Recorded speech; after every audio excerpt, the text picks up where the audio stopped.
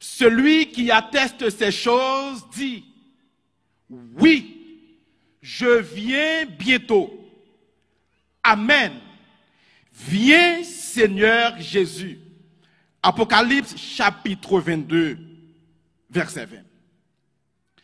À chaque époque de l'histoire, le peuple de Dieu a une caractéristique bien spécifique et bien définie qui l'identifie comme peuple de Dieu. Cette marque distinctive est aussi son identité. Et cette identité se confond à sa personne et définit qui il est, ce qu'il fait comme mission et son avenir, c'est-à-dire son espérance. Cette identité définit aussi sa qualité, la qualité de sa relation avec Dieu, d'où la source ou la raison de son existence. En Éden, les enfants de Dieu étaient identifiés à partir de leur innocence ou de leur pureté. Adam, avant la chute, était innocent et pur. À partir d'Abraham, la circoncision devenait la marque distinctive du peuple de Dieu. Avec Abraham, pour faire partie du peuple de Dieu, il fallait être circoncis. À l'époque d'Israël, on reconnaissait le peuple de Dieu par l'observation de la loi. Et depuis Jésus, passant par les apôtres jusqu'à nous, le peuple de Dieu s'identifie à partir de sa foi. Et maintenant, frères et sœurs bien-aimés, la foi devient l'élément fondamental, car quiconque veut être en relation avec Dieu maintenant le fait par la foi. Dieu identifie ses enfants dans le monde à partir de la foi. Et c'est pourquoi il est dit dans Hébreux chapitre 10, versets 38 et 39. Et mon juste vivra par la foi. Mais s'il se retire, mon âme ne prend pas plaisir en lui. Nous ne sommes pas de ceux qui se retirent pour se perdre, mais de ceux qui ont la foi pour sauver leur âme. Lorsque mon Dieu gardait le monde entier, les voyageait sur la terre, l'identifiait petit Léo à partir de la foi. Rappelez-vous, Jésus lui-même avait dit, quand le Fils de l'homme viendra, trouvera-t-il de la foi? C'est-à-dire, à chaque personne, chaque monde que mon Dieu lui-même lui a gardé, lui considérait sa foi. Et la foi permet de s'identifier au peuple de Dieu. Parce que l'apôtre Paul dit là dans Hébreux 10, Dieu a dit, mon juste vivra par la foi. Mais s'il se retire, c'est-à-dire s'il abandonne la foi, s'il laisse la foi, s'il met de côté la foi, s'il néglige la foi, mon âme ne prend pas plaisir en lui. Et c'est pourquoi l'apôtre Paul avance pour dire, mais nous, peuple de Dieu, nous ne sommes pas de ceux qui se retirent pour se perdre, mais nous sommes de ceux qui ont la foi pour sauver leur âme. Oui, amen. C'est le titre du message pour ce matin. Chers amis, frères et sœurs, bien-aimés, je l'ai déjà dit ici, et je vais me répéter en ce matin. Nul ne peut être chrétien dans ce monde en dehors de la foi. Et nul ne pourra être sauvé sans la foi. D'ailleurs, le salut s'obtient par la foi et non par la grâce. Le salut s'obtient par la foi. Nul ne sera sauvé sans la foi. Et nous pouvons dire oui. Amen. Frères et sœurs, bien-aimés, servir Dieu est une profession. Servir Dieu est une profession. Parce que l'apôtre Paul a encouragé à Timothée à exhorter les femmes en ces mots. L'apôtre Paul dit, quand vous exhortez mesdames, allez, dis qu'ils se parent de bonnes œuvres comme il convient à des femmes qui font profession de servir Dieu. 1 Timothée 2, verset 10. Donc, servir Dieu est une profession. Donc, la première profession du chrétien dans le monde, c'est la profession de foi. La première profession du chrétien dans le monde, c'est sa profession de foi. Et par définition, une profession de foi est la déclaration personnelle et publique d'une croyance ou d'une foi. C'est quand on déclare publiquement sa foi et sa croyance. Ça s'appelle profession de foi. Cela veut dire, frères et sœurs bien-aimés, la profession de foi, c'est une déclaration publique qui montre foi, ou du moins, c'est une façon que mon lui-même vit foi dans le monde là. C'est juste ça que mon présente avec mon, c'est juste ça que mon lui manifeste sa foi en Dieu à travers le monde. Peu importe ce qui se fait, peu importe ce qui se dit, peu importe ce qui arrive, la foi lui détermine l'action du chrétien dans le monde. Le juste vivra par sa foi. Et quand on fait profession de servir Dieu, on fait aussi profession de foi. C'est-à-dire que à travers la vie, quel que soit quand on passe, tout le monde voit que c'est un monde qui a la foi en Dieu. C'est ça, profession de foi. J'ai eu le privilège d'être reçu ici comme membre d'église à Gilgal sur profession de foi. Et je dis merci de m'avoir accepté. Moi, c'est membre de l'église parce que nous recevons sur profession de foi. Alors, nous allons parler un peu de profession de foi. L'on fait une profession de foi. L'on dit profession de foi. C'est comme si vous son mécanicien, c'est-à-dire profession, c'est ranger machine. Et si vous dites son médecin, eh bien, profession, c'est bail mon soin, etc. Donc, profession, c'est ça qu'on va faire, activité qu'on va mener. L'on fait profession de foi, c'est que toute activité de la vie, c'est par la foi. Parce que le juste vit par la foi. Et non en dehors de la foi. Ou besoin de machine, ou besoin de ménage, ou besoin de marier, ou besoin de petit tout réussi, ou besoin de travail, ou besoin de ceci. Faites tout par la foi. Ou besoin de comment pour comporter, ou besoin de comment pour capable changer de caractère, ou besoin de connaître comment pour servir Dieu, ou besoin de connaître comment pour meilleur chrétien. Faites tout par la foi. Et non en dehors de la foi. C'est ça, profession de foi. Et Paul a dit de lui-même, chers amis, frères et sœurs bien-aimés, Paul, qui c'est exemple, qui c'est un exemple de monde qui fait profession de foi, c'est-à-dire monde qui professe la foi, c'est-à-dire monde qui vivent par la foi, et pour la foi, et dans la foi. L'apôtre Paul dit dans 2 Timothée 4, verset 7, « J'ai combattu le bon combat, j'ai achevé la course, j'ai gardé la foi. »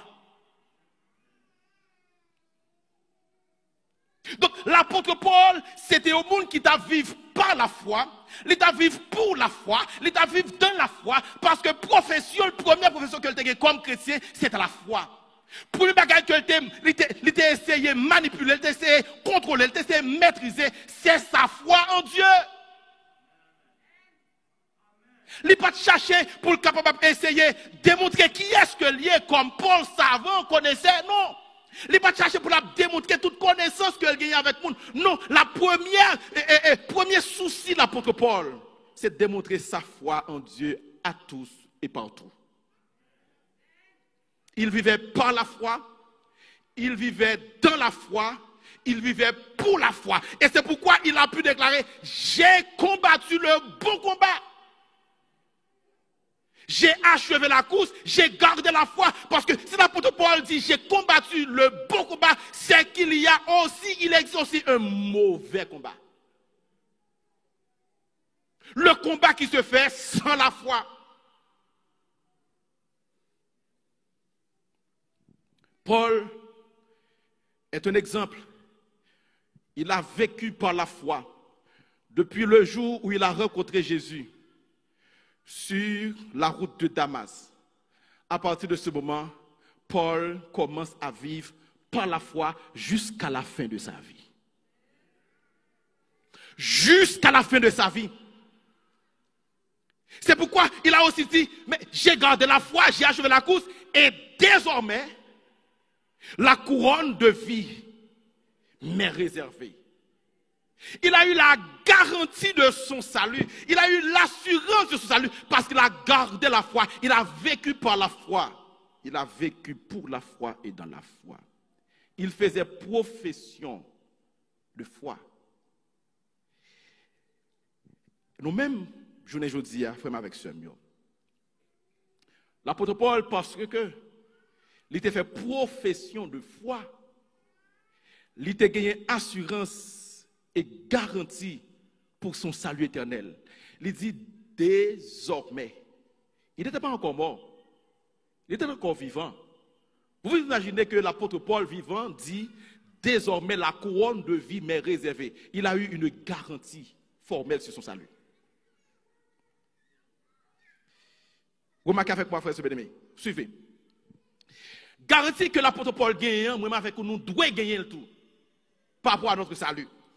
Et les bons conseils avec Timothée et que m'applique rapidement, il dit combat dans 1 Timothée. Et si nous sommes capables de lire le texte, les gens qui ont Bible, ouvrez le téléphone, regardez la Bible. Les gens qui installent la Bible sur le téléphone, prenez la Bible, lisez le texte ensemble avec moi. 1 Timothée chapitre 6 verset 12 à 16. La côté koyea et la caillou prend Bible ouvrir lit texte avec moi parce que garantit ça assurance ça que l'apôtre Paul gagne nous besoin gagner tout et nous besoin comment pour nous faire capable gagner assurance pour nous dire j'ai gardé la foi et désormais l'assurance la couronne de vie m'est réservée. L'apôtre Paul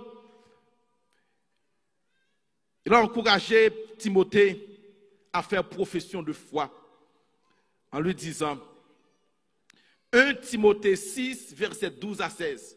Est-ce que l'église est capable de lire avec moi? Je ne longtemps pas dans l'église capable de lire.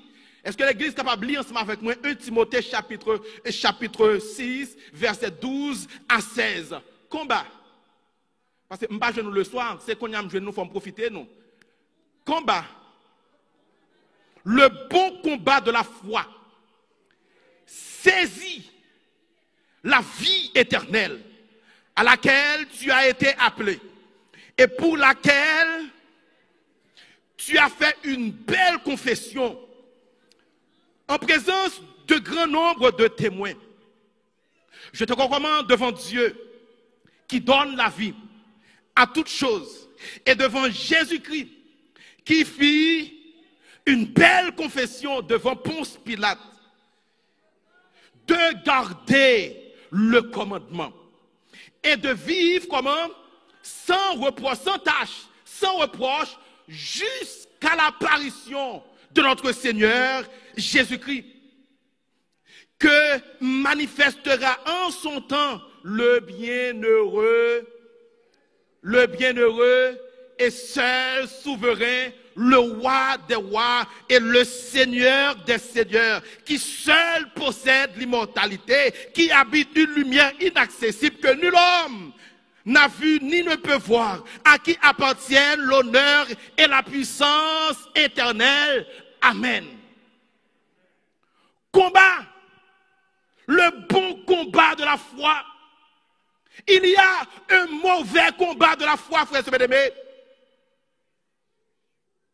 Mais l'apôtre Paul l'a encouragé à Timothée pour combattre le bon combat de la foi.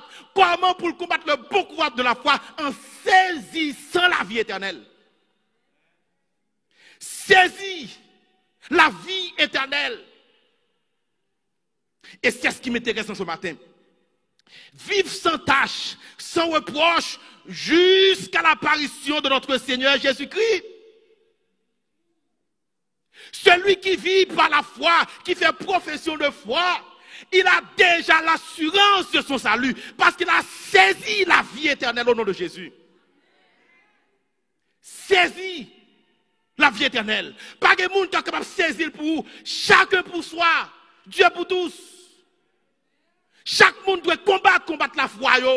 Chacun a son combat. Mais combattre le bon combat de la foi. Achevez tout cela, allez jusqu'au retour de Jésus, jusqu'à l'apparition de notre Seigneur et saisir la vie éternelle.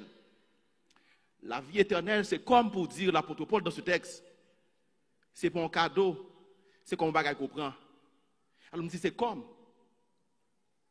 On bagage qu'on saisit, ou attraper, ou prend. Et pour serrer ou cacher, pour ne pas prendre, comme texte a dit, ou retiens ferme ce que tu as, afin que personne ne prenne ta couronne. Combat, le bon combat de la foi, saisit la vie éternelle. Pendant qu'on va vivre sans tâche, sans reproche, devant tout le monde, parce que Timothée te rend un bon témoignage de Jésus devant tout le monde. Il te fait une belle confession de sa foi devant tout le monde. Jésus te fait une belle confession de sa foi devant Ponce Pilate. Nous-mêmes aussi, nous devons faire confession ça devant tout le monde. Confesser que Jésus est Seigneur Dieu. Il revient bientôt. Et nous nous préparons à le recevoir parce que nous avons saisi la vie éternelle.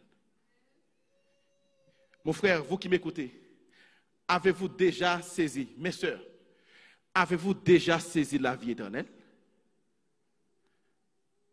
Est-ce qu'on a une garantie, est-ce qu'on sait ou une assurance à qu'on déjà saisi la vie éternelle? L'apôtre Paul, pas de doute. J'ai gardé la foi, j'ai achevé la course. Désormais, la couronne de vie m'est réservée. Avez-vous cette espérance? Avez-vous cette garantie, cette assurance, chrétien? N'entendons-nous, est-ce que nous sentons vraiment que nous avons saisi la foi, nous avons saisi la vie éternelle, pardon? Notre profession de foi la permet que nous sommes capables de saisir la vie éternelle dès maintenant. C'est-à-dire que nous avons une assurance, c'est garantie, nous avons une preuve que nous sauvons, nous avons une démonstration de notre salut éternel. Parce que le chrétien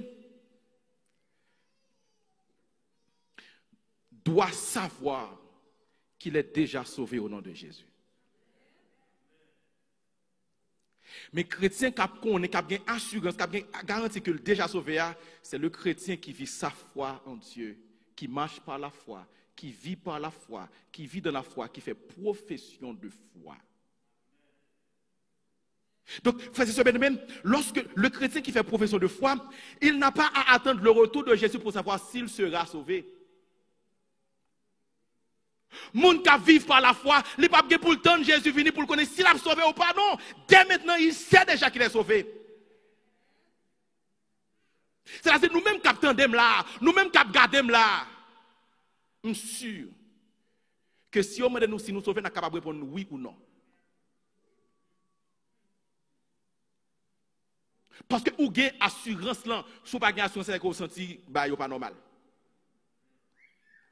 Parce que les gens qui sont sauvés, ou pas pour tant de Jésus nous connaissent soit sauvé ou pas, non, c'est pas un bon être lié.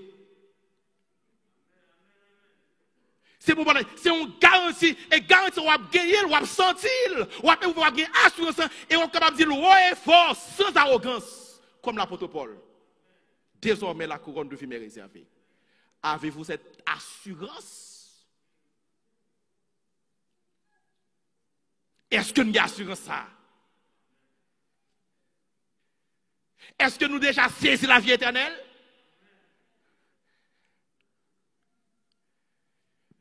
Alors, frères et sœurs bien-aimés, Jésus, c'est le gage de notre salut. Jésus va nous preuve, salut nous. Les nous marcher avec lui par la foi. Les nous dans intimité avec lui, la fait nous connaître si nous sauver. La fait nous connaître les nous sauver, la bas nous garantit lorsque nous saisissons déjà la vie éternelle. Et Jésus a dit nous ça, c'est pas l'autre monde. Jésus a dit même personnellement, il a dit, toi mon fils, toi ma fille, tu as la garantie de la vie éternelle. Il y a des gens qui vivent tout sauvé. Garantie, ce n'est pas l'offre de à gagner, non. C'est pour nous vivre là pour garantie. Saisis la vie éternelle. Et mes frères et sœurs BDB, et ça que moi, c'est que quand vous saisissez la vie éternelle et que Jésus a bonne preuve là, la bonne aussi, tenez bien frères et sœurs BDB, Jésus a bonne une démonstration de ce que sera votre vie dans l'éternité bienheureuse. Vous comprenez ça, moi, dire? Jésus a bonne une démonstration de comment à pied, de qui ça la vous à pied dans le ciel et sur la terre restaurée. Ou après ça, par la foi. Même quand nous pouvons aller, même quand nous pouvons arriver, mais nous avons garantie, nous avons assurance, parce que Jésus va nous garantir, lui montrer nous la bonne démonstration par la foi. Et c'est pourquoi, quand nous vivons par la foi, la vie n'est pas qu'à même genre avec l'autre. Li pas capable parce que nous pas dans le même niveau, nous pas même espérance, nous pas dans même bagaille. Nous pas bagaille au même genre. Parce que même où est plus loin. Ou pas seulement regarder ça qui est autour de vous, ou est plus loin parce que vous regardez nos bagailles qui éternel, nos bagailles qui spirituel, ou pas seulement regarder bagailles qui matériel, qui terrestre.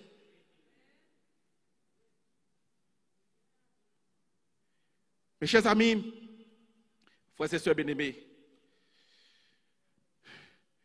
pourquoi ça n'a pas commencé à saisir vie éternelle dès maintenant? Pourquoi ça n'a pas dit Seigneur, aidez-moi à saisir dès maintenant? Et notre texte pour ce matin dit, celui qui atteste ces choses, dit, oui, je viens bientôt. Amen.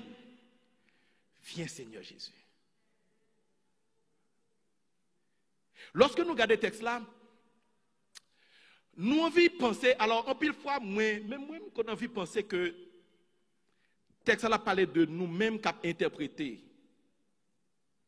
Là, elle dit, celui qui a, c'est comme si les gens qui croient dans le bagage ça yo. C'est pas ça le texte là veut dire. Le texte là veut dire les gens qui croient dans le bagage ça yo, les gens qui acceptent dans le bagage ça yo. Il a dit, oui, je vais. Non. Le texte là, l'a parlé de Jésus. Quand il dit celui qui atteste ces choses, c'est que ce texte est présenté avec autorité.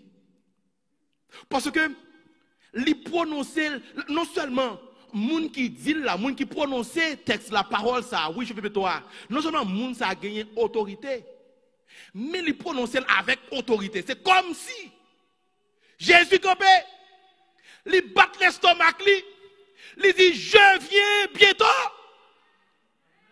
Quel que soit le monde qui s'est toi, viens empêcher de me retourner. Il bat l'estomac, il dit je viens bientôt. C'est ça le texte veut dire. C'est ça fait son texte il parle avec autorité. C'est comme si c'est la signature de Dieu à la fin du livre de l'Apocalypse. C'est comme, bon Dieu dit, regardez, tout ça que tu as dit avant, yo, dès le début jusqu'à la fin, c'est que ma testé, yo, vrai, c'est la vérité. Yo, pas menti. C'est vrai. Celui qui atteste ces choses. Jésus mettait signature, bon Dieu mettait signature, en bas livre, Apocalypse là. C'est comme s'il signait derrière. Il signe après tout ça que, il finit révéler à Jean. Et Jean rapportait à nous, à l'église. Maintenant, nous lions, nous gardons. Et ici, on va dire, regardez, toute bagaille ça, moi attesté, tout est vrai. C'est la vérité. Et il dit, oui, je viens bientôt. On sait que pour nous capable de gagner, garantie pour nous capable de gagner, assurance pour nous capable de gagner, espérance pour nous gagner, tout concernant les promesses de Dieu et leur accomplissement. Nous pas de doute. Il y a réalisé parce que le monde qui dit là, il gagne autorité. Et c'est celui, et c'est pourquoi le celui qui est le pronom démonstratif et que utilisé dans le texte là. Alors, français a dit celui, mais lorsque je regarde dans l'original là, il n'a pas utilisé un pronom démonstratif, mais il a surtout utilisé un article défini. L'unique, la personne, le vrai, le seul, Jésus de Nazareth. Jésus dit, non seulement il attesté ça qui est dans le livre Apocalypse, non seulement il dit que c'est la vérité, non seulement il confirmé tout ça qui est dans le livre Apocalypse, mais il aussi dit, m'a venu bientôt. Lorsque l'Éternel se présentait à Moïse, il a dit, je suis celui qui suis. C'est celui dont il est question dans le texte, frères et sœurs bien-aimés.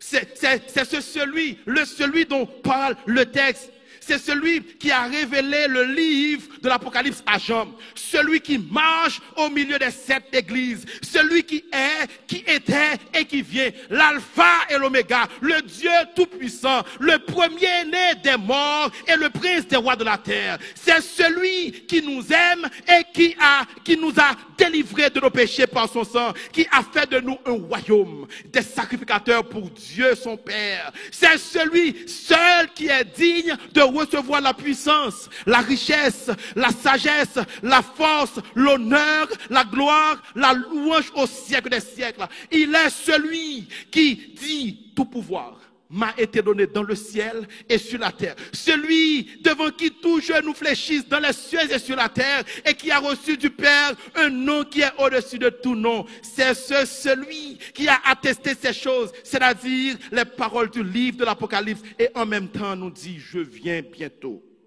Personne ne peut le contredire. Personne ne peut empêcher la concrétisation de ces promesses. Personne ne peut faire obstacle à Jésus qui a attesté ces choses et qui nous a promis de revenir bientôt. Personne, parce qu'il a autorité dans les cieux et sur la terre. Donc, frères et sœurs bien-aimés, en achevant, en terminant le livre de l'Apocalypse, nous ne pouvons que nous réjouir de l'accomplissement de ces choses. Parce que le livre nous a démontré un bel avenir, de belles promesses par rapport à ce que Dieu a révélé à l'apôtre Jean. C'est content pour nous content. Parce que non seulement à cause des promesses, mais aussi à cause de tout ça qui est dit dans le livre, mais à cause de cette parole d'autorité que le dit, je viens bientôt. Oui, Jésus vient bientôt, frères et sœurs bien-aimés. Jésus vient bientôt. Et je vais terminer avec cette dernière partie du texte. Atteste. Celui qui atteste ces choses. Alors, le verbe employé dans l'original, c'est marturon, qui est le participe présent actif du verbe martureo. Ça aussi c'est grec. Mais il signifie en français témoigner. C'est-à-dire, si on prend le participe présent du verbe témoigner, là-bas, témoignant. Donc, si on va mettre dans le texte agent que tu as supposé normalement, ou tu es capable de lire celui, ou bien le témoignant. Mais comme pour faciliter la compréhension, nous sommes capables de dire celui témoignant de ces choses. Or, nous connaissons que le présent marque la continuité. Pas vous, frère Semené? Ok. Et le participe présent, il marquait aussi la simultanéité. C'est-à-dire que il exprimait une action qui a produit en même temps que ça que l'idée principale est du sujet ou bien qui est exprimé par le verbe. C'est comme si deux actions qu'a faites simultanément et comme il y a présent qui a continué fait sans fin. Celui témoignant de ces choses, le témoignant de ces choses, celui qui atteste ces choses, savent les dire, frères et sœurs bien-aimés, que depuis Jésus t'a révélé le livre de l'Apocalypse à Jean, la baille témoignage ça, de toute promesse ça est vrai, et la baille témoignage que la venue bientôt. Depuis l'elle à Jean parole ça, le livre de l'Apocalypse, jusqu'à présent, Jésus continue à témoigner qu'il vient bientôt. Jusqu'à présent, il continue à témoigner que la retourner. Jusqu'à présent, il continue à témoigner que ça qui dit dans le livre est vrai. Et petit lion qui vivent par la foi, ils recevoir le témoignage de Jésus. Ils recevoir le témoignage de Jésus. Parce que Jésus témoignait à ces enfants qui ont la foi pour comprendre, croire et accepter. Et c'est pourquoi ma question, avez-vous déjà reçu de la part de Jésus ce témoignage? Quand nous recevons ce témoignage de Jésus, le témoignage personnel de Jésus, qui a parlé nous concernant le livre de l'Apocalypse et qui a parlé nous concernant son retour. Premier bagage que Jésus l'a fait pour nous, l'a donné l'assurance de notre salut éternel. Donc, c'est pourquoi l'expression Amen, viens Seigneur Jésus, soit regardez le texte là, ce n'est pas Jésus qui dit. Parole Jésus dit, elle dit, je viens bientôt. Et Amen, viens Seigneur Jésus, c'est la réponse des enfants de Dieu. Celui qui atteste ces choses, il baille témoignage là, il parle dans nos oreilles, chaque monde dit bon témoignage. Et lorsqu'on entend le témoignage de Jésus, lorsqu'on recevra le témoignage de Jésus, green bagaille pour dire, sous la foi, c'est Amen, viens Seigneur Jésus. Frères et sœurs bien-aimés, cette promesse de Jésus est d'une certitude, certitude absolue. Jésus lui-même lui a garantie de tout ça. Et quiconque croit dans la promesse de Jésus, il a le courage pour dire Amen. Viens, Seigneur Jésus. Jésus viendra sûrement, frères et bien-aimés. Oui, Jésus revient bientôt. Amen. Jésus fera toutes choses nouvelles. Oui. Amen, c'est la vérité. Il essuiera toute larme de nos yeux. Oui. Amen. La mort ne sera plus. Oui. Amen. Il n'y aura plus ni deuil, ni cri, ni douleur. Oui. Amen, c'est la vérité. Les premières choses ont disparu. Oui. Amen. Il n'y aura plus d'handicapés. Oui. Amen. Il n'y aura plus de maladie. Oui. Amen. Il n'y aura plus de souffrance. Oui. Amen. Pas de hypocrisie. Oui.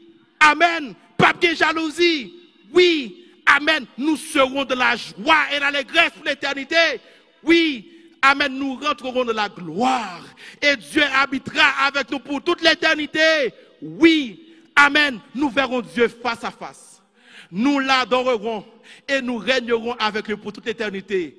Oui. Amen. Le peuple de Dieu, en recevant ce témoignage, dit Amen. Viens, Seigneur Jésus.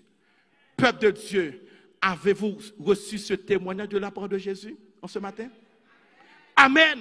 Viens, Seigneur Jésus. Avez-vous reçu ce témoignage de la part de Jésus ce matin, frère bien-aimé? Amen. Viens, Seigneur Jésus. Je ne sais pas le jour où je verrai mon roi, mais je sais qu'il me veut dans sa sainte demeure. La lumière vaincra les ombres à cette heure. Ce sera la gloire pour moi. Ce sera la gloire pour moi. Amen. Ce sera la gloire pour moi. La lumière vaincra les ombres à cette heure. Ce sera la gloire pour moi. Je ne sais quels seront les chants des bienheureux. Je ne sais quels seront des chants des bienheureux. Les accents, les accords, des hymnes angéliques.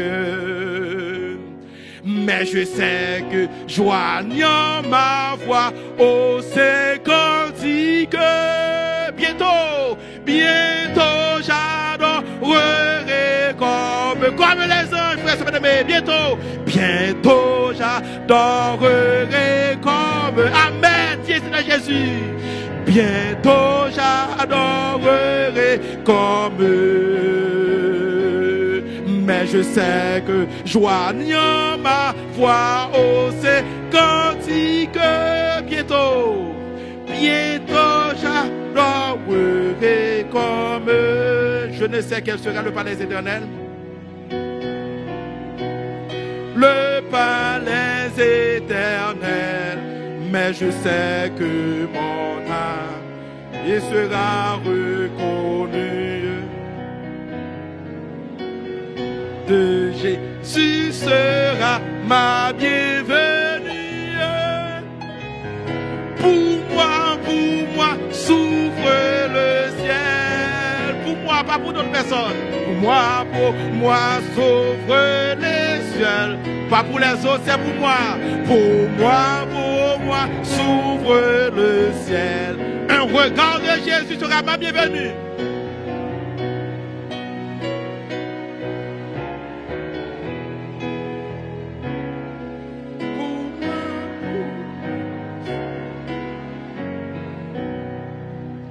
Amen. Amen. Amen. Viens, Seigneur Jésus.